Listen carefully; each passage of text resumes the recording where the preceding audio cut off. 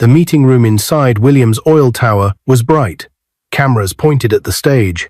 A tall leather chair was at the center. The billionaire CEO's seat waited under the lights. A thin woman in torn clothes stood at the side wall, quiet, as if lost. Sam, the company's proud accountant, marched toward her with hard eyes. "You do not belong here," he barked.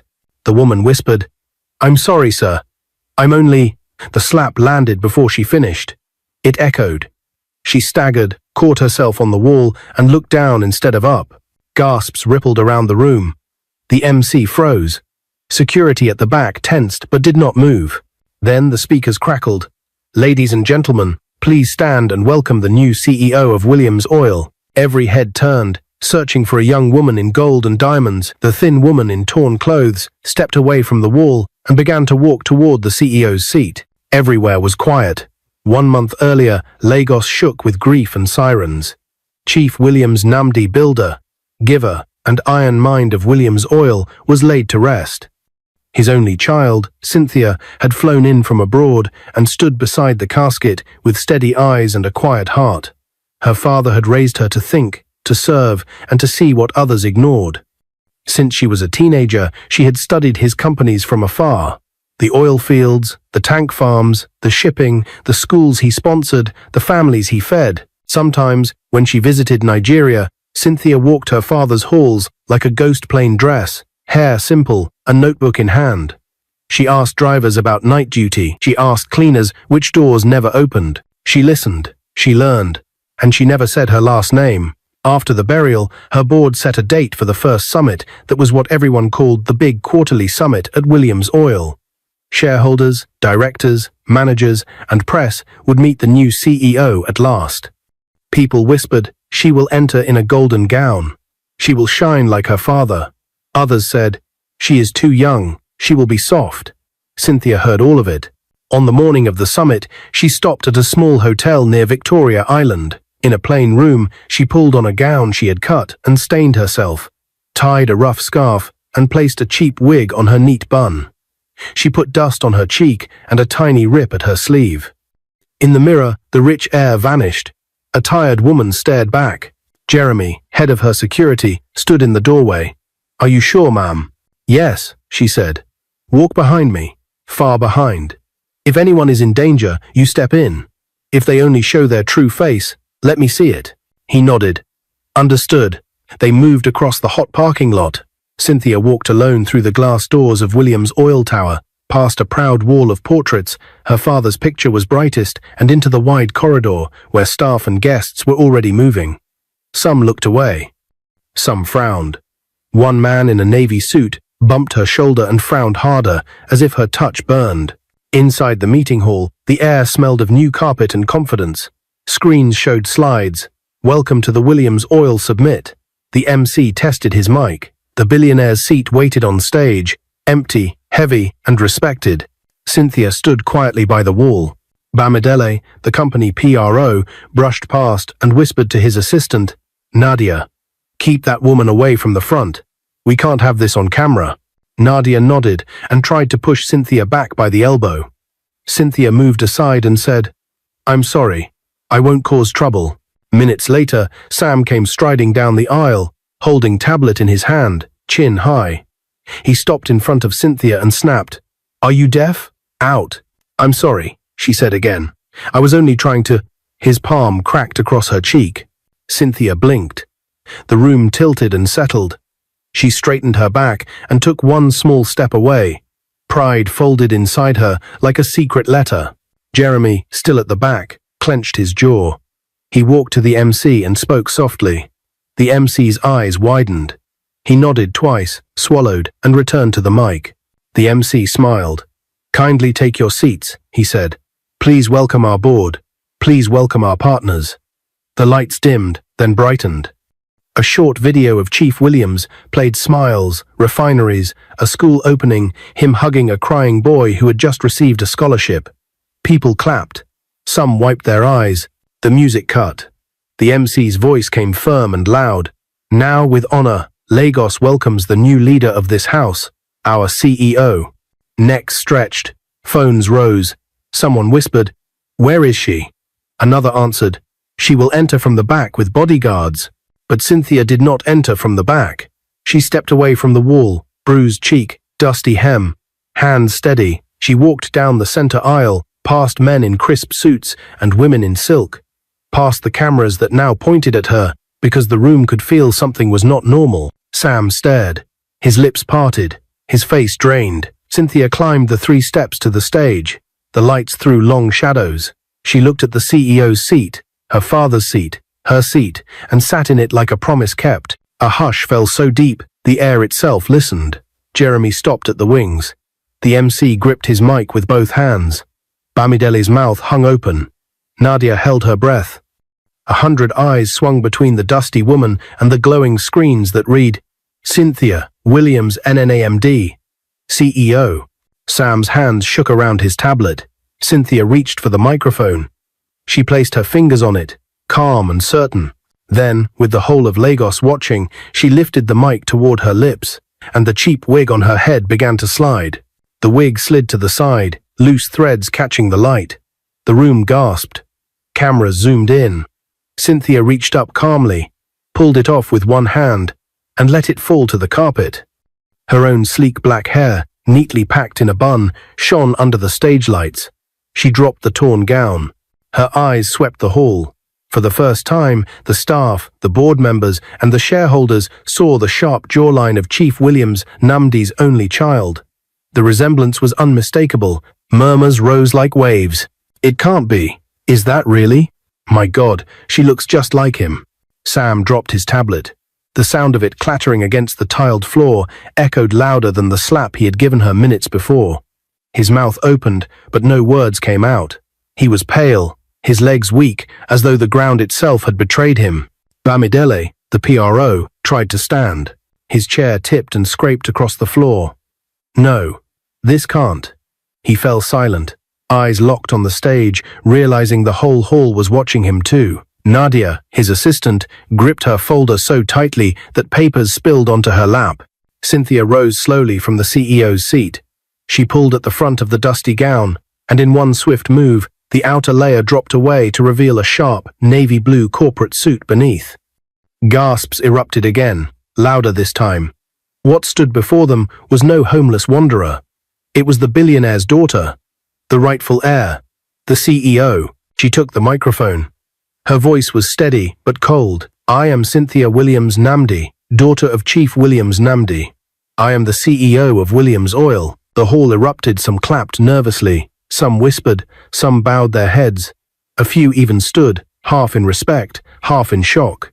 But Cynthia lifted her hand, silencing the noise. Earlier, she continued, I walked into this hall not as your CEO, but as a woman you thought had no place here. I wanted to see your hearts without the weight of my name. She paused, eyes piercing. What I saw broke me. Her gaze shifted slowly to Sam. He squirmed in his seat. Mr. Sam, the accountant of this company, slapped me. Not because I wronged him, but because he judged me unworthy to breathe the same air as him. He then bragged about his position, as though this company was built on his pride. Sam's heart raced. His lips trembled. He opened his mouth to defend himself, but the hall was dead silent. No one would stand with him. His shame was laid bare before the world. Cynthia turned to Bamidele. The PRO of this company, and his assistant, Nadia, shoved me aside. They did not ask who I was. They did not even wonder why a stranger had walked into this hall. Instead, they wanted me out, as if image was more important than humanity. Bamidele's knees nearly buckled. Nadia looked down at her lap, unable to meet Cynthia's gaze. Cynthia walked to the edge of the stage. Her eyes swept across the crowd. Is this the culture of Williams Oil? To mock the weak? To insult the poor? To strip away dignity from strangers at the door? Her voice grew sharper. If this is the image of this company, then my father's legacy is already in ashes. The words struck like lightning. Men in suits shifted uncomfortably. Women clutched their handbags tighter. No one dared whisper now. Everyone could feel the weight of her truth. Then, in a softer tone, she said, But I am not my father's daughter for nothing. I will not build this company on punishment alone. Sam, Bamidele, Nadia, you will not be fired. Not today. You will remain as ordinary staff until you earn your dignity back. If that is too hard for you, you may resign. I will not beg you to stay." A wave of murmurs spread. Some were relieved. Others were shocked she had shown mercy. Sam looked up, stunned. His pride cracked. He had expected to be dragged out, disgraced forever. Instead, she offered him something worse, a chance to stay and live with the shame of his own actions. His throat tightened. Cynthia returned to the billionaire's seat and sat down again. She placed the mic on the table before her and folded her hands. "This company will not only chase profits, it will chase honor. It will chase integrity.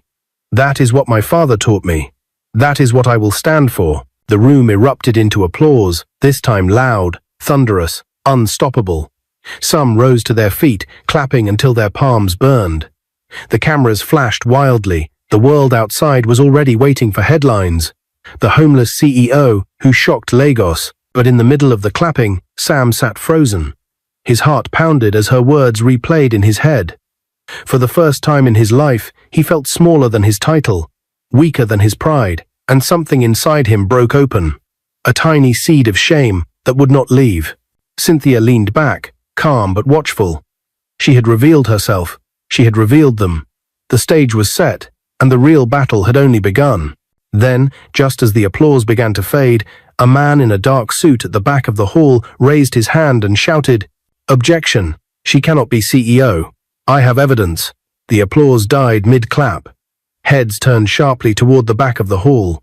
A man in a dark suit stood tall, his face tense, his voice shaking with fire. I said, "Objection." His hand trembled as he held up a thick brown envelope. "This woman cannot be the CEO. I have evidence." The room went cold. The media crew zoomed their cameras on him. A ripple of murmurs spread across the hall, like the uneasy rustle of wind through dry leaves. Cynthia's calm eyes fixed on the man, though her heartbeat quickened. "Who are you?" she asked firmly, microphone in hand. The man straightened his tie. "I am Mr. Obiora, senior shareholder and board advisor. I knew your father well, and I knew what he wanted for this company." His voice cracked into a smirk. "And I know you, Cynthia." The use of her name hit the hall like a hammer. Jeremy, from his spot at the wings, clenched his fists. His instinct was to rush forward, but Cynthia lifted a hand, stopping him. She wanted to hear where this was going. Obiora tore the envelope open and held up a set of papers. "Your father may have loved you, but love does not equal competence. These documents prove you abandoned Williams Oil for years, living abroad, careless of the empire your father built. You are young, untested, and unfit. The bylaws require that a capable heir prove herself through the board's approval." Gasps filled the hall. Several board members exchanged glances. Sam's head snapped up, his shame momentarily forgotten, replaced by confusion. Bamidele leaned closer to Nadia, whispering in panic. Cynthia rose from the billionaire's seat, her posture steady despite the storm. "So this is your evidence?" she asked, her voice slicing through the murmurs. "That I studied abroad? That I prepared myself quietly, without flaunting my name?" Obiora sneered. "Prepared? By hiding? By pretending to be one of the commoners? This company is not a playground for experiments. It requires experience, authority, and respect, qualities you cannot buy with sentiment." The hall stirred. Some nodded faintly. Others frowned, uneasy. Cynthia walked closer to the edge of the stage, eyes locked on Obiora. "You speak of respect. But tell me, sir, is respect shown by slapping a woman who appears poor? By pushing her aside because her clothes are stained? If this hall cannot show respect to strangers, what kind of respect will it show to the world?" The words cut deep. Several in the crowd bowed their heads, remembering their silence when Sam slapped her. Cameras caught Sam's face, sweat shining on his forehead, his hands pressed tightly together. Still, Obiora did not back down. He lifted another paper. "You speak well, girl, but words are not oil. Here, bank records.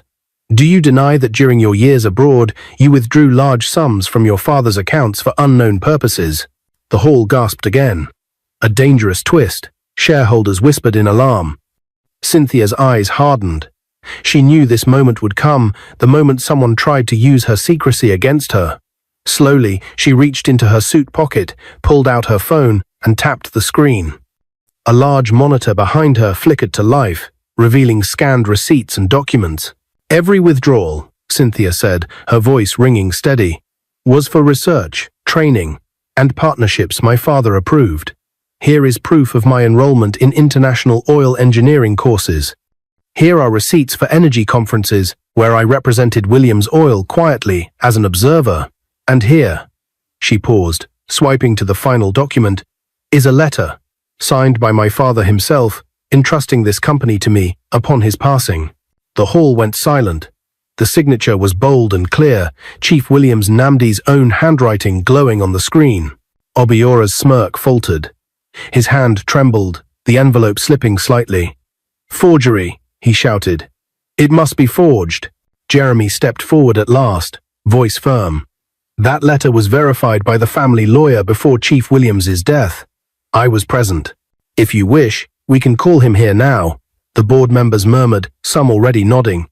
Doubt had shifted not toward Cynthia, but toward Obiora. Cynthia's gaze sharpened. "Mr. Obiora, I will not shout. I will not trade insults. But understand this. I was tested today not by the world, but by this hall. And those who failed the test of character stand before you now.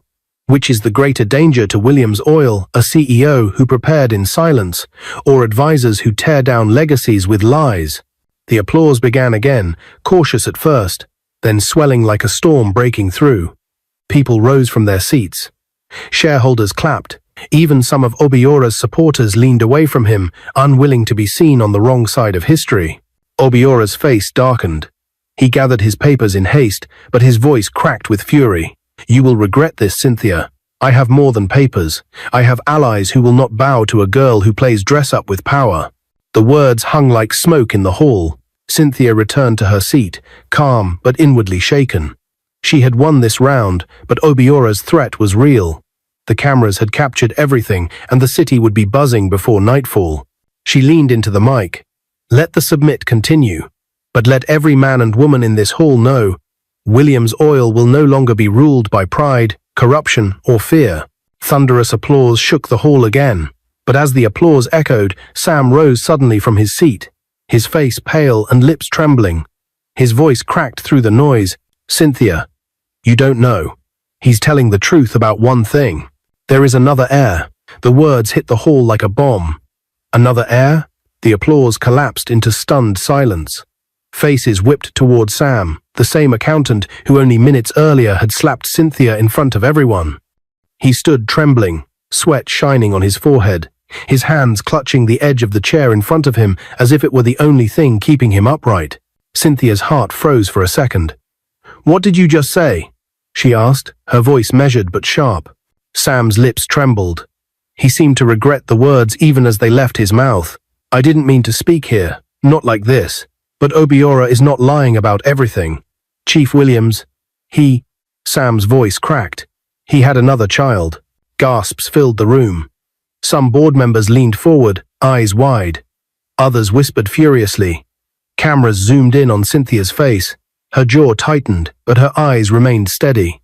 Obiora's smirk returned, slow and poisonous. He spread his arms as if welcoming a storm. "You see, I am not the only one who knows. The truth has a way of rising." "Silence," Jeremy barked from the side of the hall, his voice like thunder.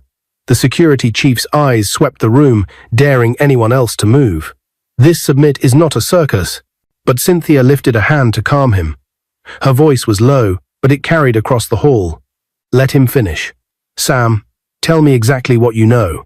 Sam swallowed hard, eyes darting between Cynthia and Obiora. "Years ago, Chief Williams confided in me about his past. Before you were born, Cynthia, he had a relationship. It was brief, before he married your mother, a woman in Port Harcourt. She gave birth to a boy. Your father supported them quietly, but never made it public. He told me once that the boy might one day come forward. I never believed it would matter. Until now." The hall was electric. Some shareholders gasped. Others shook their heads in disbelief. The possibility of another heir threatened to shatter everything Cynthia had just fought for. Obiora stepped forward, seizing the moment. And there it is. The daughter who claims the throne may not be the only rightful heir. The bylaws are clear. If there is another child, the inheritance must be contested. The hall buzzed louder, fear and excitement mixing in the air. Cynthia's grip on the microphone tightened. Inside, her chest ached, but her voice did not falter. "So that's your game, Obiora," she said. "You come here not for truth, but to divide this family, to fracture this company for your own power." Obiora's smile sharpened. "Call it what you wish, but when the law hears of another heir, no throne of yours will stand." The cameras flashed again. The headlines were already being written. Cynthia sat slowly, her father's seat suddenly heavier beneath her. Memories of her father filled her mind, the long nights in his study, the way he'd placed his hand on her shoulder and said, "You are ready." Had he hidden this from her? Did he mean for her to face this storm alone? The crowd waited for her to crumble, but she didn't. Instead, she breathed deeply and steadied her voice. "If my father had another child," she said, her eyes sweeping across the hall, "then that is not something to hide or fear. This company was never built on secrets. If another heir exists, we will find the truth. But let it be known today. I will not surrender this seat to whispers and shadows. I will face the truth with open eyes." The applause was softer this time, cautious but respectful. Many were moved by her composure. Others were unsettled. Sam lowered his head, guilt weighing heavy on him. He hadn't intended to wound her like this, but the truth had been clawing at him for years. He whispered, "I'm sorry, Cynthia. I should have told you privately." Cynthia's eyes lingered on him, but she did not reply. Instead, she turned back to the hall. "This submit will continue, but let everyone here know we are no longer in the age of blind obedience. William's oil will not be ruled by greed, arrogance, or secrets. We will face every truth, no matter how bitter." The meeting dragged on, but no one could focus. Every slide, every speech, every figure was drowned under the shadow of those words, "another heir." When it finally ended, the shareholders hurried out in groups, whispering fiercely. Journalists tried to rush forward, but Jeremy's men held them back. The story was already racing across Lagos like wildfire. Inside the hall, Cynthia gathered her notes with slow, careful movements. Sam approached her, pale and trembling. "Please, let me explain." Jeremy stepped between them, but Cynthia raised her hand. "It's fine, let him speak." Sam's eyes were wet. "I swear to you, Cynthia, I didn't tell him. I don't know how Obiora found out. I only spoke to your father once, and I never repeated it to anyone else. But I was a coward. I should have told you earlier." Cynthia studied him for a long moment. She saw regret, shame, and something deeper, a man stripped of arrogance, finally standing in the light of his own failures. "You betrayed me once today with your hand," she said softly, "and again with your silence. But this truth," she paused, her voice heavy, "if it is true, it changes everything." Sam's voice broke. "Then let me help you find him. If the heir exists, let us find him before Obiora twists the story further. Please, let me make this right." Her silence stretched long. Finally, she nodded once. "Very well. But if you fail me again, Sam, there will not be a third chance." He bowed his head. "You have my word." As Cynthia stepped out of the hall, flanked by Jeremy and her security, the flashing cameras blinded her. Questions rained down. Is there really another heir? Will you step down? Who is the secret child? She said nothing, only lifting her chin as she entered the waiting SUV. But as the door closed, Jeremy handed her a folded note, his face grim. "It was slipped to me just now," he said. Cynthia unfolded it. Her heart stopped. In bold, uneven letters, it read, "Meet me tonight. I am your brother." The SUV sped through the streets of Lagos, but inside the car, silence pressed heavy. Cynthia held the note in her trembling hands, her mind racing. The words glared back at her. "Meet me tonight. I am your brother."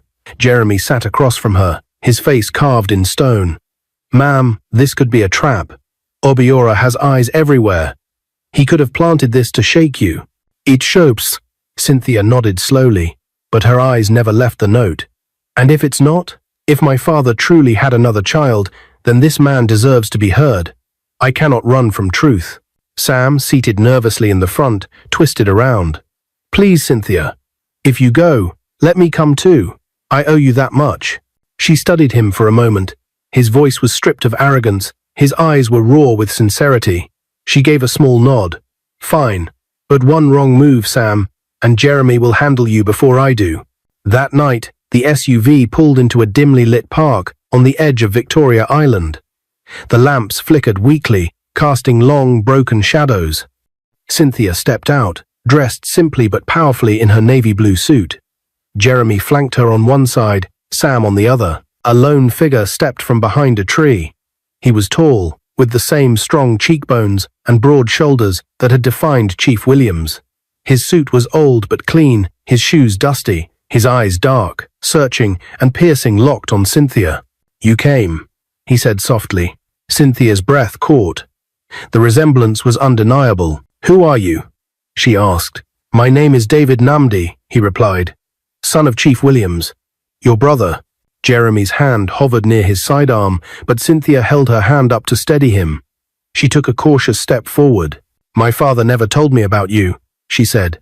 David's face twisted with pain. "He never wanted you to know this way. He visited my mother in Port Harcourt until the day she died. He paid my school fees, bought us a small house, but he always kept me in the shadows. He said the world was not ready for both of us." And on the still, Cynthia's chest tightened. She remembered her father's long nights alone, the weight in his eyes when he spoke of things you'll understand later. Could this have been his hidden sorrow? Sam broke the silence. "Why now? Why reveal yourself only after his death?" David's gaze flicked to him, then back to Cynthia.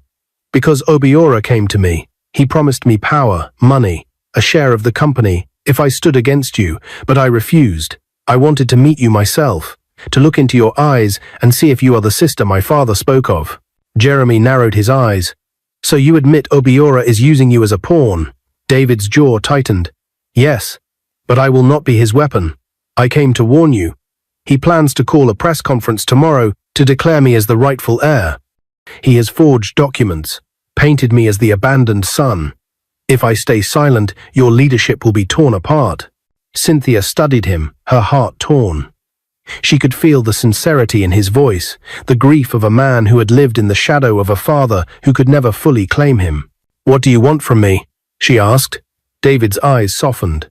"A chance. Not to take your throne, but to stand beside you. My father loved us both. If we fight each other, Obiora wins. If we unite, we can destroy him." Silence fell heavy. Jeremy shifted uneasily. Sam's breath caught in his throat. Finally, Cynthia stepped closer until she was only a foot away from David. She looked deep into his eyes, searching for lies, but all she saw was pain, raw and unpolished, the kind of pain that cannot be forged on paper. She lifted her chin. "Then prove it. Tomorrow you will stand with me at the summit. Together we will face Obiora before the whole world. If you betray me, David, you will not only lose me as a sister, you will lose the last chance to honor our father's name." David bowed his head. "I swear on our father's grave, I will stand with you." The next morning, the hall was packed beyond measure. Journalists, shareholders, and curious onlookers crowded the space. The air was thick with anticipation. On stage, Cynthia sat tall in the billionaire's seat. At her side stood David, his presence stirring murmurs and flashes of cameras. Obiora stormed in, flanked by his allies, a smug smile plastered on his face. "Ladies and gentlemen," he boomed, "the truth has arrived. Chief William's forgotten son has come to claim what is rightfully his." Cameras clicked wildly. Whispers filled the hall. But then David stepped forward, microphone in hand. His voice rang out, clear and steady. "Yes, I am David Namdi, son of Chief Williams. But I am not here to claim this company for myself. I am here to honor my father's legacy. And that legacy lives in my sister, Cynthia." Gasps filled the room. Obiora's smile shattered. David continued, "Obiora came to me with promises of power if I betrayed her. But I will not. Chief Williams raised us to be better than greed. He raised us to lead with honor. And today, I stand with Cynthia as proof that this family cannot be divided." The hall erupted into thunderous applause. Journalists rushed forward. Shareholders rose to their feet. For the first time, Cynthia felt her father's spirit surround her, proud, strong, and unbroken. Obiora tried to shout, but his words drowned in the roar of the crowd. Security moved in, guided by Jeremy, and escorted him out. His empire of whispers had collapsed in the face of unity. When the hall finally calmed, Cynthia took the microphone. Her voice was calm but powerful. Today, Williams Oil enters a new age, not of pride, not of arrogance, not of secrets, but of truth, second chances, and unity. My father taught me that leadership is not about power, but about lifting others. Together with my brother, with this board, and with every worker in this company, we will honor that vision. The hall shook with applause, louder than ever. Some wept openly. Cameras captured the moment history was rewritten. Cynthia turned to David. Their eyes met two strangers, bound by blood, now siblings bound by choice. For the first time, she smiled, and in the crowd, Sam watched quietly, his heart full. The woman he once slapped now stood taller than anyone in the room, and he knew he would follow her anywhere. After the submit, Cynthia gave Sam one chance to prove himself. She placed him back in the finance department, not as the accountant in charge, but as an assistant. To everyone's surprise, he accepted without protest. Day after day, he arrived early, stayed late, and worked harder than anyone else. No arrogance, no shortcuts. He reviewed ledgers, double-checked reports, and even trained junior staff without complaint. Cynthia noticed. At first, she only watched from a distance. But one evening, after a long board meeting, she found him asleep at his desk, papers scattered around, his jacket draped over the chair. For the first time, she saw not the arrogant man who once slapped her, but someone broken and rebuilding. Quietly, she placed a blanket over him and left without a word. The next day, Sam entered her office nervously. "Thank you for not giving up on me," he whispered. Cynthia studied him. "Don't thank me yet. Keep proving I was right to give you a second chance." From then on, their paths crossed more often. Late-night strategy sessions turned into conversations about their fathers, their childhoods, their dreams for Nigeria. Sam listened more than he spoke, and Cynthia found herself laughing with him, something she hadn't done in months. Jeremy noticed too. "He's different now," he told her quietly one night. "Not the same man who raised his hand against you. He looks at you with respect, maybe more than respect." Cynthia said nothing, but her heart already knew. Months later, Williams Oil reported its highest profits in 3 decades.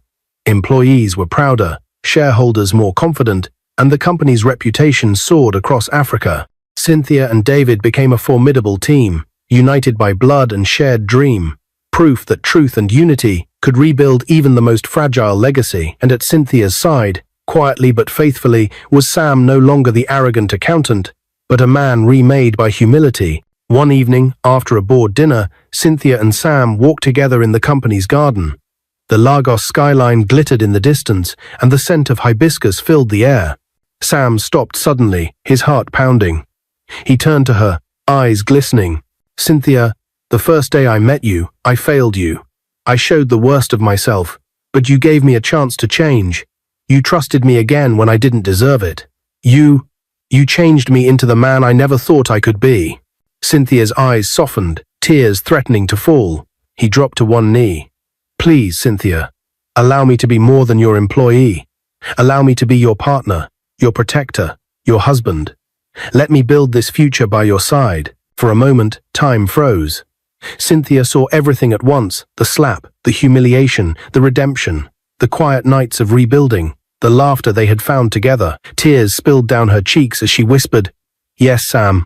1,000 times yes." 3 months later, Lagos witnessed the grandest wedding of the year. The same shareholders who had once watched Sam slap Cynthia now watched in awe as he placed a ring on her finger. 2 years later, the couple welcomed a baby boy named Williams after her late father. Cynthia often stood at the balcony of her mansion, holding the child in her arms, David and Sam beside her, and whispered the same lesson her father once gave her. Every person deserves a second chance. The legacy of Chief Williams lived on not just in profits, but in love, forgiveness, and unity. What is your view about this story? Where are you watching from? If you enjoyed this story, comment, share, and subscribe to our channel for more interesting stories.